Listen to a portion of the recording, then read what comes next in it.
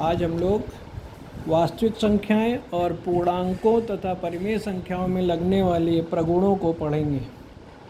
तो प्रगुणों में सबसे पहला जो प्रगुण होता है वो संवरक प्रगुण होता है। संवरक प्रगुण। संवरक प्रगुण में क्या करते हैं कि कोई भी दो नंबर आप ले लीजिए, कोई भी दो नंबर लेंगे। मान लिया ये कामा बी बिलोंगिंग टू, मान लीजिए हमारा हम लोग परिमेय संख्या के लिए कर रहे हैं तो परिमेय संख्या को अंग्रेजी में रेशनल नंबर कहते हैं। तो आर के लिए हो गया, ए और बी परिमेय संख्या है, बिलोंग करने का मतलब हो गया परिमेय संख्या है। तो इनमें योग के लिए चूंकि प्रगुण पढ़ रहे हैं तो इसलिए ए धन बी जो भी आएगा वो भी एक परिमेय संख्या अगर होती है तो हम कहते हैं संवरक प्रगुण लागू होगा। संवरक प्रगुण लागू होगा। दूसरा प्रगुण जो होता है वो कहलाता है सहचर्य प्रगुण। कौन सा प्रगुण होता है? सहचर्य प्रगुण। सहचर्य प्रगुण। तो सहचर्य में हमको तीन बिंदुओं की ज़रूरत पड़ती है, तो हम लोग ले लेंगे A comma B comma C belonging to R, है ना। A comma B comma C belonging to R, तो ये सहचर्य प्रगुण हो गया। तो इसमें क्या होता है कि ए प्लस बी प्लस सी ये बराबर होना चाहिए हमारे ए प्लस बी प्लस सी के,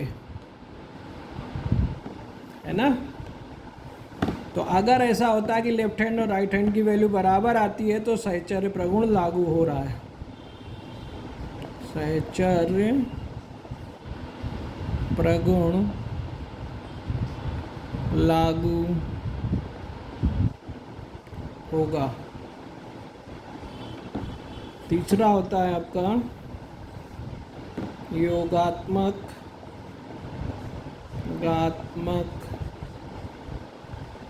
तत्समक। योगात्मक तत्समक। योगात्मक तत्समक का मतलब होता है इसमें आपको कोई भी एक नंबर ले लो रियल से या रेशनल नंबर का, तो ए बिलोंगिंग टू आर, तो ए में आपको ऐसा जोड़ना है कि ए ही आए, तो वो होता है शून्य। तो जीरो भी एक हमारा परिमेय में आ जाएगा, तो जीरो को हम कहते हैं जीरो योगात्मक तत्समक कहलाता है।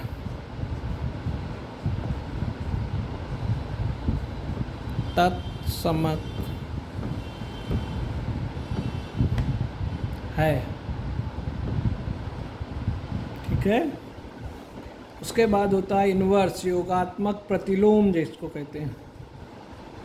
योगात्मक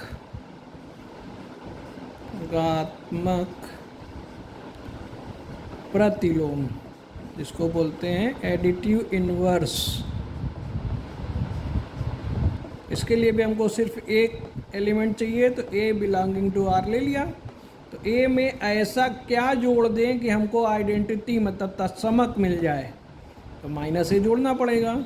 तो माइनस ए को हम लोग प्रतिलोम कहेंगे। माइनस ए को योगात्मक प्रतिलोम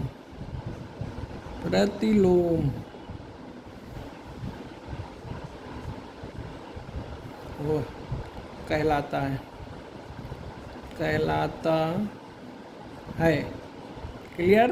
ये चार प्रगुण आपके सामने आ गए। संवरक प्रगुण, सहचर्य प्रगुण, योगात्मक तत्समक